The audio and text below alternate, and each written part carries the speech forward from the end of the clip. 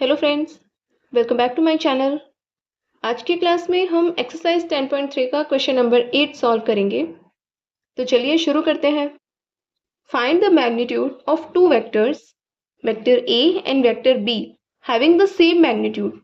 यानी कि हमें वेक्टर ए और वेक्टर बी इन दोनों का मैग्नीट्यूड फाइंड आउट करना है, लेकिन इनका मैग्नीट्यूड सेम है and such that the angle between them is 60 degree. Theta is equal to 60 degree and their scalar product is 1 by 2.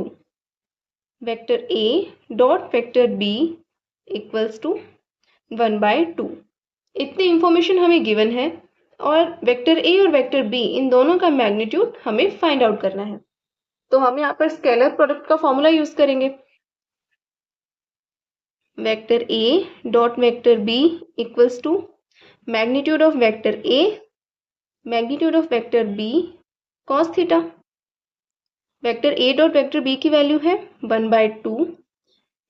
Vector A और vector be in दोनों का मैग्नीट्यूड सेम है, तो हम इसे लिख सकते हैं मैग्नीट्यूड ऑफ वेक्टर ए का स्क्वायर और कॉस थीटा की वैल्यू क्या है 60 degrees. 1 by 2 equals to magnitude of vector A का स्क्वायर और कॉस 60 की वैल्यू 1 by 2।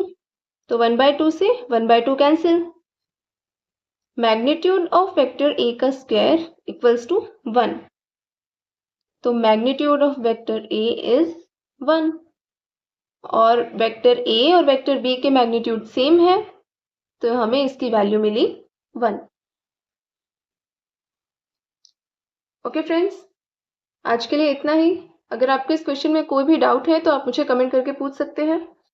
और अगर आपको वीडियोस पसंद आ रहे हैं then please like share and comment and subscribe to my channel. Thank you.